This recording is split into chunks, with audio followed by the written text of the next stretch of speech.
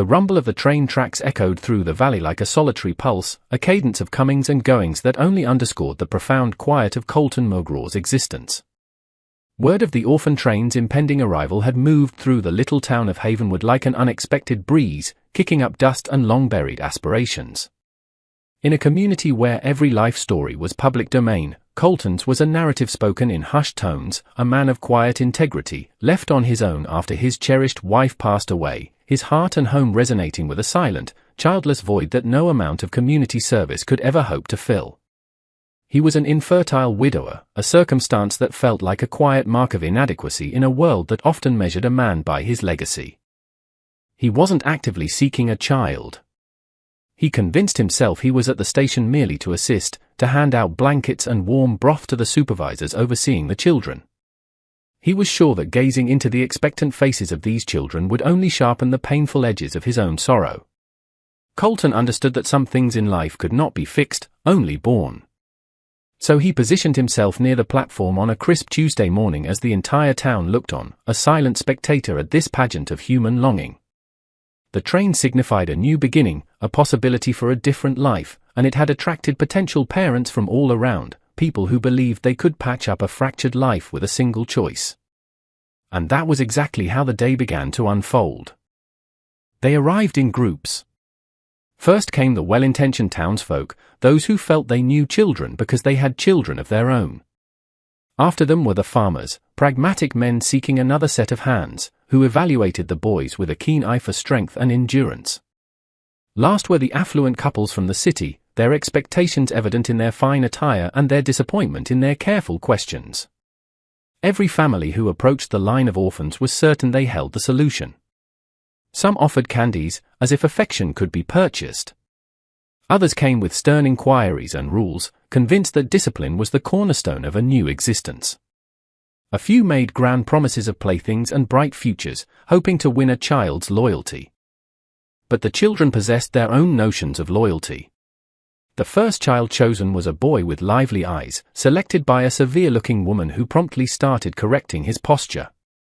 The next, a girl with neatly braided hair, was hurried away before she could even wave goodbye to her friends. The third, fourth, and fifth children quickly discovered that hope and dread could wear the same expression, and that a new start could sometimes feel like a final end. By noon, the platform had become a marketplace of bruised emotions and shattered dreams. Still, more people came. The news had traveled beyond Havenwood, attracting individuals from adjacent counties, all drawn by the idea of family like moths to a light that might either warm them or scorch them.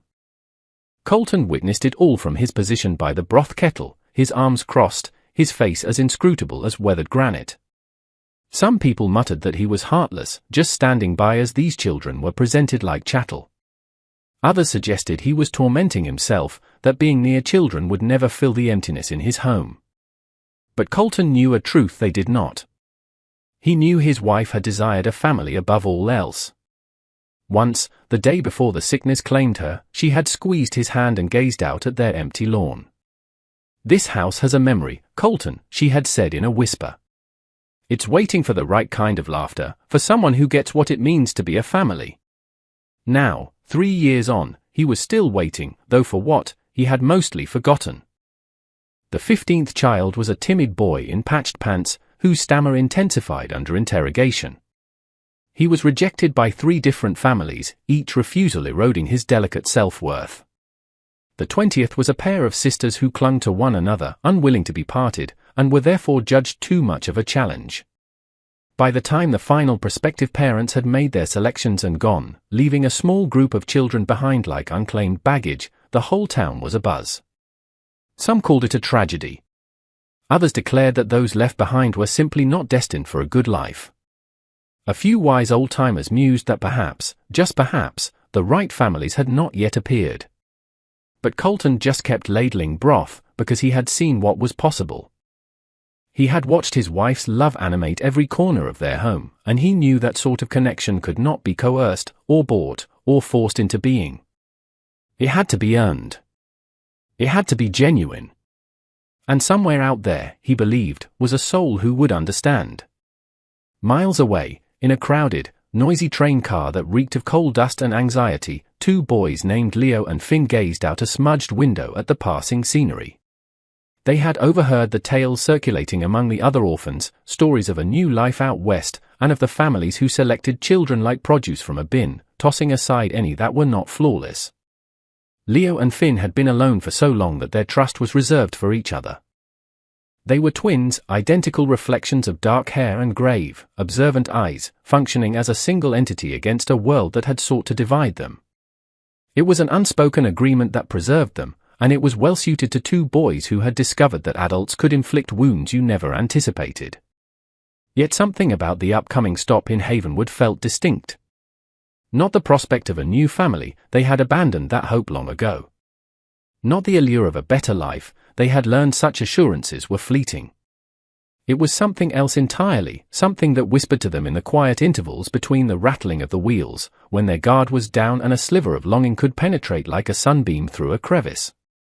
Perhaps it was the way the matron had described the town, not as a point of arrival, but as an opportunity to be seized. Or maybe it was simply that Leo and Finn had been on the run for so long they had forgotten how it felt to be still. They had been different boys once, before illness had taken their mother.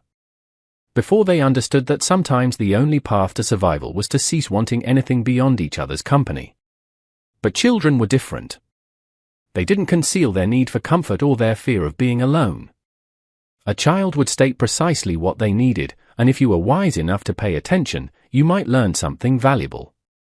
The train's whistle shrieked, a mournful cry that mirrored their own hearts. Finn gripped his brother's hand, and they made a pact that would alter their future. When they reached Havenwood, they would remain together, no matter the cost. Not for a new family, not for a warm bed, but because sometimes you must hold fast to the one thing you have left, even if holding on shatters you. The twins suspected they had been fractured for a long time anyway. And perhaps, just perhaps, it was time to see if the fragments could still fit together.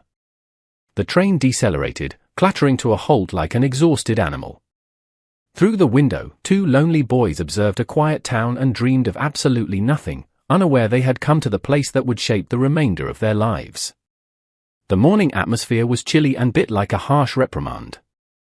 Leo and Finn were guided onto the platform with the few remaining children, their hands clutched together as their minds grappled with a fear that expanded like looming shadows. They formed a neat row, two small figures in matching threadbare coats, a silent monument to a bond forged by surviving a world that had tried to tear them apart. The trip to Havenwood had carried them through a landscape that shifted with every passing mile, but the terrain of cautious faces remained perpetually the same. By midday, the sun had chased away the morning's chill, and the boys could survey the town laid out before them, a place that might serve up more disappointment or, possibly, a moment of tranquility. But it was the silence that struck them first, a silence unlike the clamor of orphanages and rattling trains. It was a quiet imbued with unspoken inquiries and watchful eyes. Colton's broth pot was almost empty. He was on the verge of packing his things when he spotted them, two small boys standing aside from the handful of children being interviewed by the station master. They were the typical collection of lonely souls one might find on any orphan train. A girl too old to be thought of as cute, a boy with a limp, and these two, the twins, who held onto each other with a silent desperation that declared they were a single unit, not to be separated. They occupied the center of the platform like a tiny, vulnerable island. Their coats were identical, their dark hair looked as if cut from the same bowl, and they observed the world with eyes that contained the same profound, ancient sadness he recognized in his own reflection. When they moved, they did so with a synchronized wariness, a ballet of mutual defense. These were not just children, Colton perceived. This was something more like a single spirit that happened to inhabit two bodies and four small shoes. One of the boys, the one on the right, nudged his brother. They exchanged whispers, a quiet conference of shared looks and subtle nods. Then, summoning a courage that seemed to require all their collective will, they started walking toward him. The crowd had dwindled to a few inquisitive onlookers, but their gazes felt like a physical pressure. The boys appeared not to notice. Their attention was fixed solely on Colton, on the man who had not accosted them with questions or promises, but who had simply been there, providing warmth with no strings attached. They halted a few feet away. For a second, they just stood there, and Colton had the sense of being appraised, weighed, and evaluated not for what he could offer, but for who he was. He looked beyond their worn-out clothes to the frightened, empty children they were trying so desperately to conceal. "Are you my daddy?" one of them asked, his voice a small, clear note in the abrupt silence of the platform. The question lingered in the air, straightforward and heart-wrenching. It was a reasonable question, and Colton found himself contemplating it with a gravity that unsettled him to his very core. What made him a father? He wasn't patient. He wasn't selfless. He had no experience, no particular skills that distinguished him from any other man who had dreamed of a child. But maybe that was the point. I can't say that I am a daddy," he said at last, his voice shaking slightly. "But I'm not here to select a child. Not to fill a void, not to find a helper. I'm just here because my heart felt as lonely as this train station."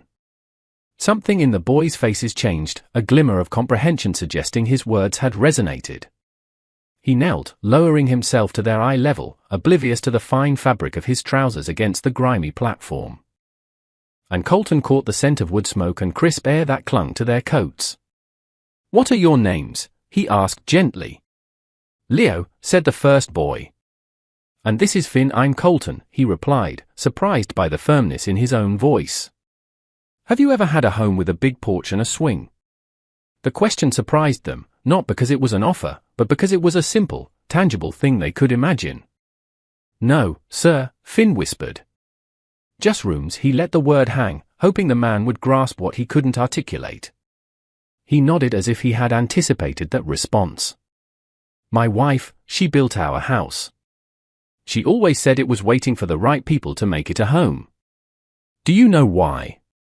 The twins glanced at each other, then back at him, their shared look a silent query. "I'd reckon it's because she didn't try to build it by herself," Leo said, his insight startling Colton. "That's a piece of it." Colton's voice now held a hint of awe. "But there's more. She understood that some things in this world are worth sharing rather than just possessing. That a true family is born from knowing when to be quiet together and when to laugh loud. That earning trust is a different thing than demanding it." He was speaking of more than just houses now, Colton knew. He was speaking of the kind of family his wife had envisioned, the kind of family he was searching for, the kind of family that might understand that some heartaches were not meant to be defeated, but to be healed in unison. "The rules here are straightforward," he went on, his voice gathering conviction. "You stay together, no matter what. And you leave this station and never look back." "And Leo and Finn?" "Yes, sir. Don't say yes to me unless you're certain. Because once you take my hand, there's no returning to who you were." Leo looked at his brother, then back at Colton, and felt something click into place inside his chest, like a key turning in its lock. "Sir," he said, "we haven't been certain about much of anything for a very long time. But we're certain about this." He observed their faces for another moment, then gave a single nod. "Then you'd best get acquainted with my home first. Most people just see a house. My wife used to say you have to listen to what it needs."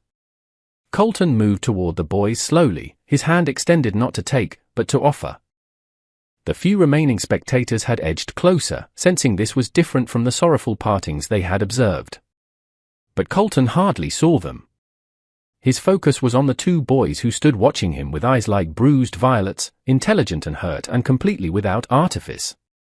"Easy now, you two," Colton said softly, his voice just for them. He didn't snatch their hands. Instead, he knelt before them and simply waited, allowing them to take his measure just as he was taking theirs. They drew near with the wary curiosity of small animals who had been taught to expect the worst from the world, but had not entirely surrendered hope of discovering something better. They stood just beyond his reach, their small chests rising and falling as they inhaled the scent of cedar soap that clung to him. Their eyes shifted from his face to his outstretched hand, interpreting signals that most adults never learn to convey. "You've had your share of empty promises, haven't you?" Colton murmured. "People who think they can take what you never offered to give. But that's not what this is about, is it?" Leo took another step forward, followed by Finn. Colton stayed perfectly still, making no demands, just being present in a way that children comprehend better than words. Time stretched like warm molasses, counted not in minutes, but in heartbeats and the subtle scuff of worn shoes on wooden planks.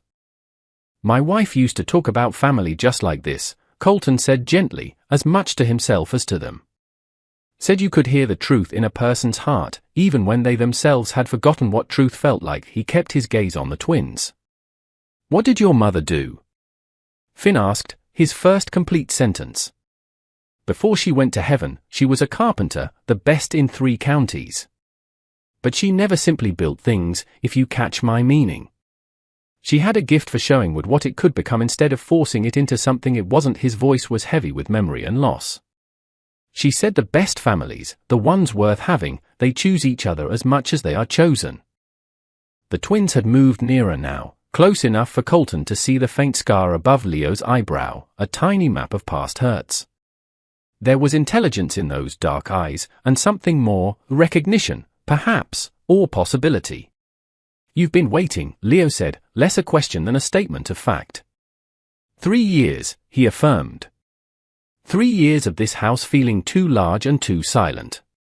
3 years of it teaching me the difference between being alone and being lonely. Colton finally let his hand rest on Leo's shoulder, then on Finn's. Their small bodies tensed for a second, and then, after a moment that felt like an eternity, the boys leaned into his touch. Not a full hug, but a slight yielding, enough to signal that communication was possible. Are you ready for this? Colton asked. He looked from one face to the other, seeing something in their expressions that hadn't been there before, hope, maybe, or the sort of careful optimism that comes from watching too many dreams perish but not being quite prepared to give up on dreaming. Sir, Finn whispered, I think we've been ready for someone like you our whole lives. We just never knew what it was until right now. Then he stood, taking each of them by the hand, moving slowly and intentionally, giving them every chance to object or pull away. But the boys held on firmly, watching him with an intensity that came from learning to read people's souls through their actions rather than their words. The station felt different as they walked away from it, smaller in a way, but also less desolate. It was just Colton, Leo, and Finn now, with the station master and the other onlookers dissolving into background noise like a distant train whistle. The boys moved with a shy grace, walking beside him, their small hands enveloped in his. You know what they say about us? Leo said conversationally, adjusting his steps to match Colton's. They say we're too quiet, that we've got sadness in us, that we're too stubborn for any family to handle. Finn nodded, a small noise of affirmation. But I don't think that's it at all, Colton continued, his voice steady and low. I think you're just tired of people who want to change you instead of know you. Tired of being treated like a problem to be solved instead of a treasure to be earned. The boys' heads tilted up, and they slowed their pace. Not stopping, not yet, but considering. See, the thing is, I'm not here to fix you or make you into something you're not. Colton paused his walking and let them take in his words. I'm here because I think maybe we've all been carrying something heavy for too long. And maybe, just maybe, we can help each other figure out how to set it down. Leo and Finn looked at each other, then back up at him. The afternoon sun glinted off the tears welling in their dark eyes, uncovering depths of emotion that spoke of loss and longing and something indefinable that marked the difference between the survivors and the truly lost. My wife said something once. Colton's voice was gentle in the still air. She said, the best families don't need to be fixed, because they were never really broken to begin with. They were just waiting for someone who could speak their language. Leo nodded without shifting his gaze from Colton's face. The twins had stopped walking now and stood before him, heads held high, every line of their small bodies conveying attention and possibility. This was the pivotal moment, Colton realized. The moment when everything would be settled, not by official documents or legal processes, but by something far more delicate and immeasurably more precious. Trust. You want to know the truth? Colton said, his voice barely a whisper, yet it seemed to carry all the weight of his solitary years. I'm scared. Not of you, but of what happens if this doesn't work. Because I've been empty for so long, I'd forgotten what it felt like to want something real. And you? You're about as real as anything gets. Leo took a step forward. Then Finn. Their movement was deliberate, thoughtful, the choice of two souls who had assessed all the facts and arrived at a conclusion that astounded even them. "That's it," Colton breathed. "That's the way.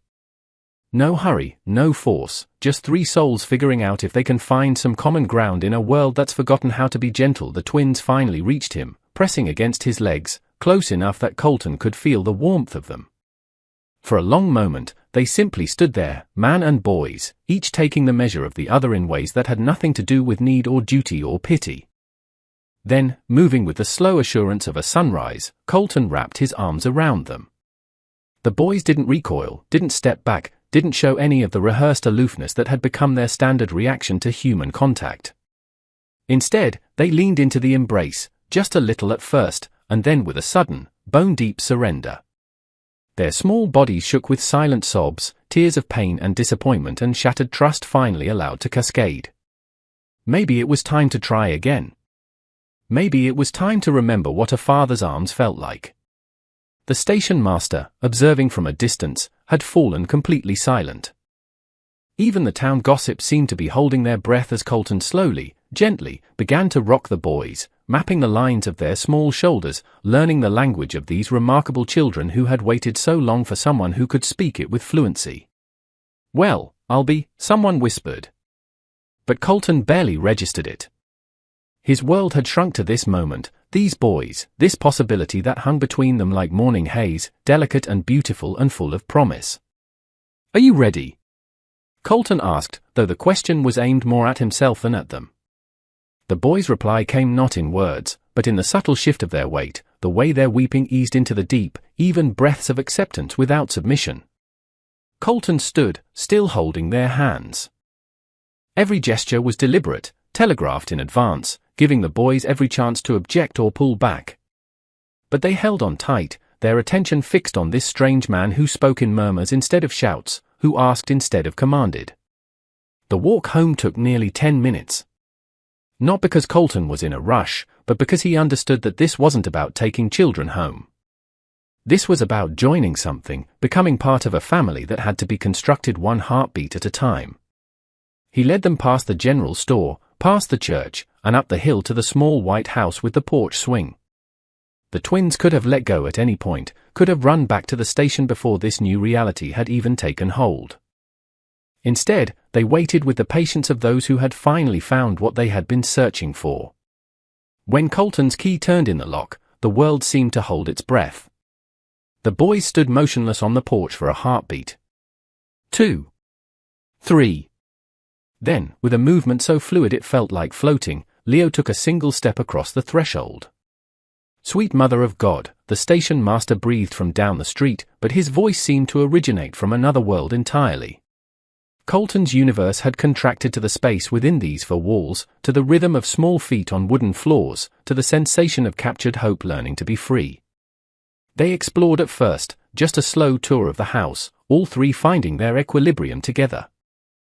The house's silence was unlike anything the boys had ever known. It wasn't the vacant silence of an institution or the strained silence of a packed room. This was something organic, flowing, like being cradled by the quiet itself. "How long has it been?" Leo asked, his voice strained with something that could have been wonder or fear or both. Colton glanced around the familiar rooms, trying to measure the passage of his own lonely time, but realized it was irrelevant. Years or days, he was lost in this moment. In the feeling of partnership with these brave, magnificent children, so utterly devoid of pretense. The boys moved through the house with increasing confidence, their bond with it deepening with each new discovery. Then Finn made a choice. Without warning, without any of the initial hesitation that usually preceded a child testing a boundary, he ran into the living room. Not a destructive, chaotic run, but something smoother, more deliberate. Colton felt the shift in the atmosphere, the change from quiet reflection to something approaching elation. And instead of scolding, he embraced it. "That's it," he whispered, his voice lost in the sudden echo of laughter. "Show me what you can do." The boys' response was immediate and stunning. They chased each other around the furniture in a game of tag that was like watching a storm cloud burst, each eruption of laughter filling the space with the sound of something created for happiness. The silent rooms flashed past them in a blur of floral wallpaper and polished wood, and Colton caught glimpses of their faces, mouths open in astonishment. But none of that was important. What was important was the conversation unfolding between his heart and theirs. The unspoken communication that flowed between them like sunshine through a clean pane of glass. When Colton laughed, they laughed harder. When he sat on the floor, they piled into his lap, their small bodies responding by relaxing, reaching for comfort and safety with the joy of those finally permitted to be who they were meant to be. They were no longer a widower and two orphans. They were something new, something that had never existed before this moment and might never have existed at all.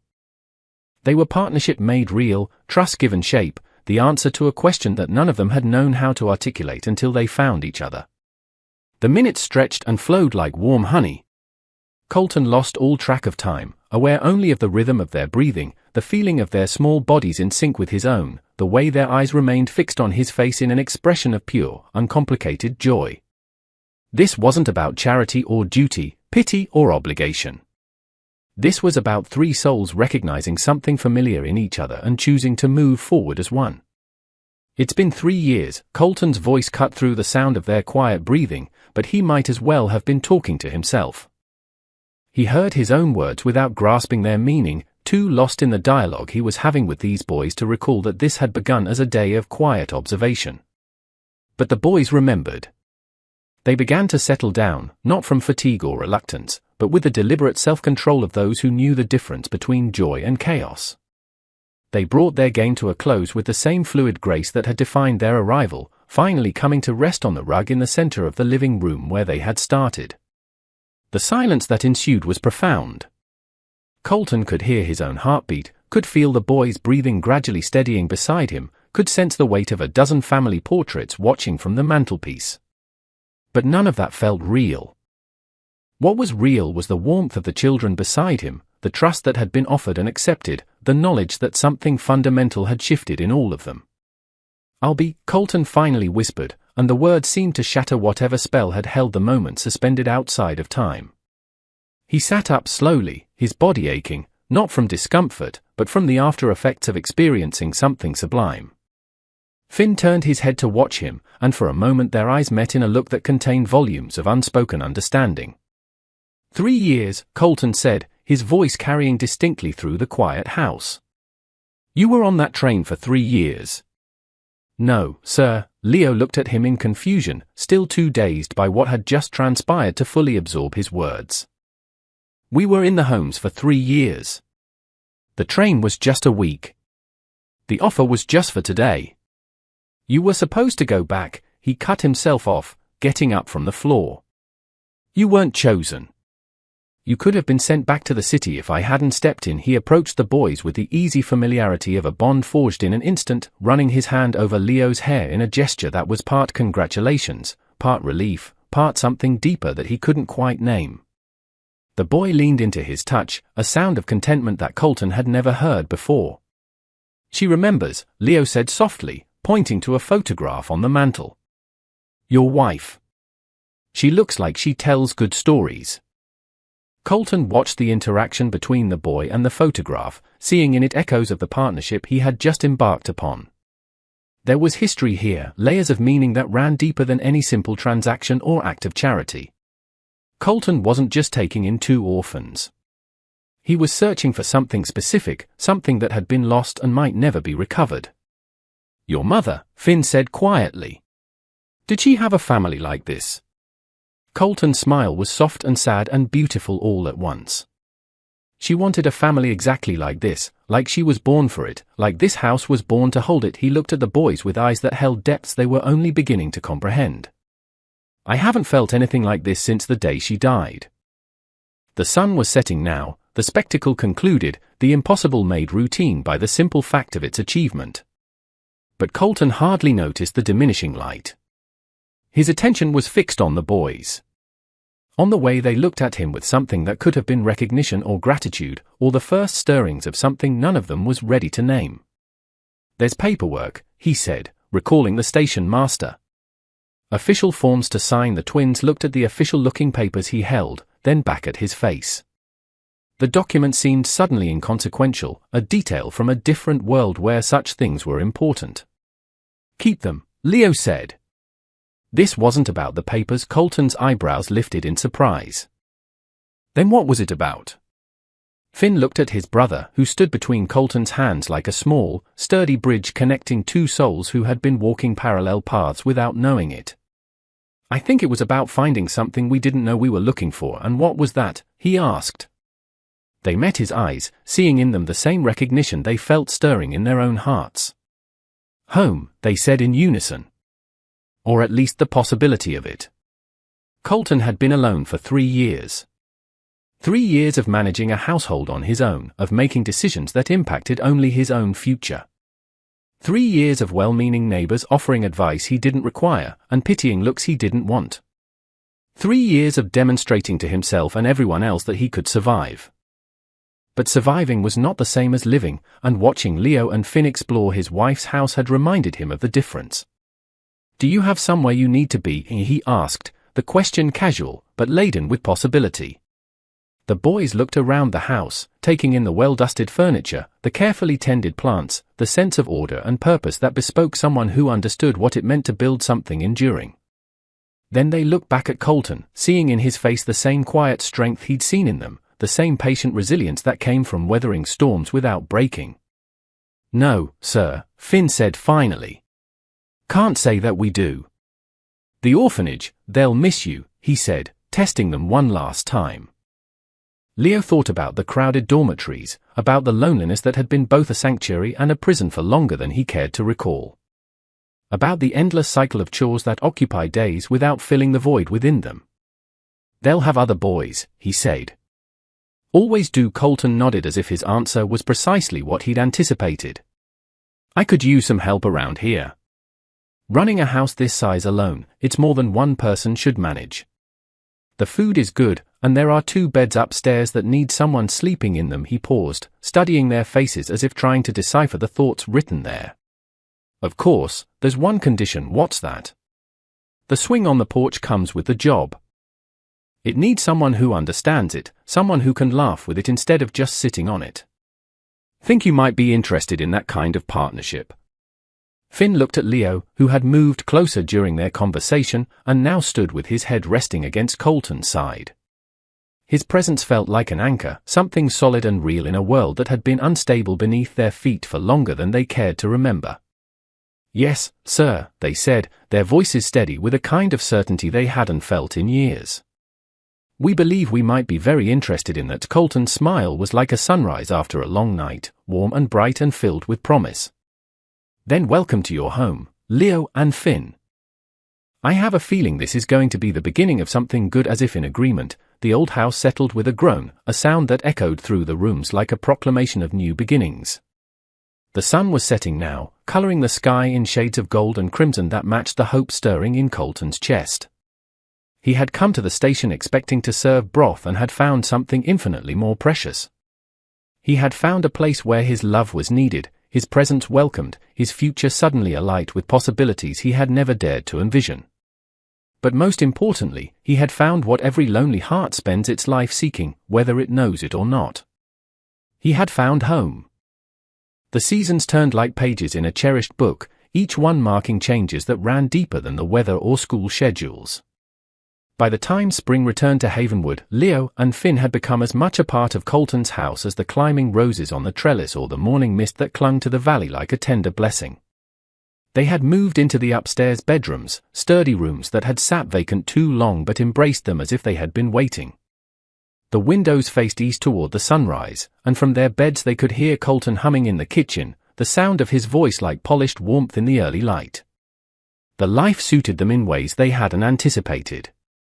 Not just the familiar cadence of home life, the chores and homework and bedtime stories that filled their days with meaning, but the family that had flourished between them, that had altered everything. Colton had become more than a guardian, more than a caregiver. He had become a translator of their quiet sorrows, guiding them across the terrain of their past with an understanding that springs from shared experience and mutual respect. Colton had watched this family take shape with the quiet contentment of someone who had planted seeds in fertile ground and seen them grow beyond his most fervent hopes. He had also watched the boys themselves transform, seen the haunted expression leave their eyes, witnessed the gradual resurgence of something that might have been joy if it hadn't been buried so deep for so long. But it was the moments between the routines that spoke most eloquently about what was growing between them. The shared mugs of hot cocoa on the porch when the evening dishes were done. The conversations that began with school and friends and ended up touching on dreams and losses and the careful hope that maybe, just maybe, the future could be different from the past. "You know," Colton said one evening as they sat watching the sun paint the western sky in hues of copper and gold, "I never thanked you properly." The boys looked at him over the rims of their mugs, perplexed. "For what?" "For proving my wife right," he smiled, the expression soft and genuine. "For 3 years, I insisted that this house wasn't empty, just quiet, that it was waiting for the right people, someone who could see past its stillness to what it really was. Most folks thought I was deluding myself, holding onto something that couldn't be held. And now they see what I always knew was possible." He paused, his gaze drifting toward the yard where a ball and 2 jackets lay on the grass. "Sometimes the most worthwhile things in life are the ones you have to wait for." There was something in his voice, a gravity behind the words that suggested he wasn't talking only about houses. Leo felt his heart flutter, recognizing the moment for what it was, the careful opening of a door that had been locked for too long. "Colton," he said quietly, setting down his mug and turning to face him fully, "we need you to know something." He met his eyes, steady and patient, giving him the space to find the words he'd been carrying inside him like a secret too precious to bear alone. "We came here thinking we were just 2 boys looking for a roof over our heads. But what we found..." He paused, searching for words adequate to the magnitude of what he felt. "What we found was a place where we could remember who we used to be before Mama got sick, before all the running and hiding and trying to outrun the ghosts that followed us." Colton reached across the space between their chairs and took their hands in his touch warm and steady and utterly without hesitation. "You found yourselves," he said simply. "Same as I found myself when you showed me what being a father could look like instead of just a dream. We found more than that." Finn's voice was rough with emotion he'd kept locked away for years.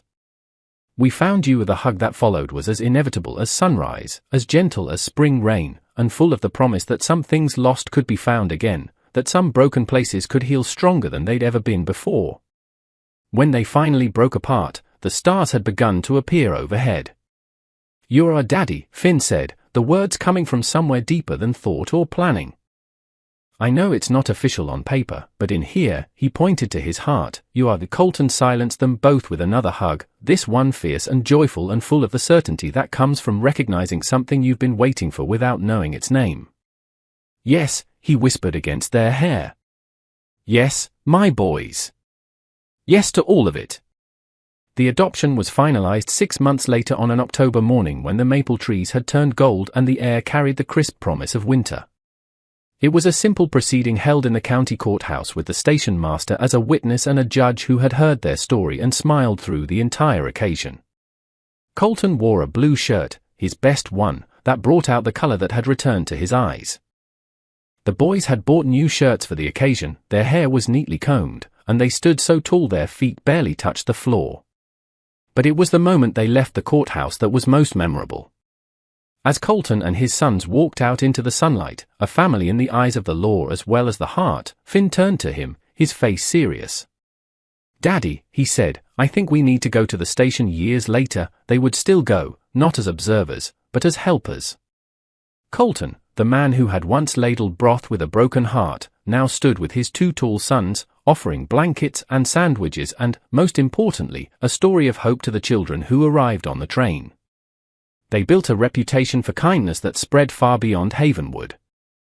But perhaps the greatest testament to what they had built together came 5 years after their adoption, when a young girl with frightened eyes got off the train, clutching a worn doll and carrying the weight of visible desperation on her small shoulders.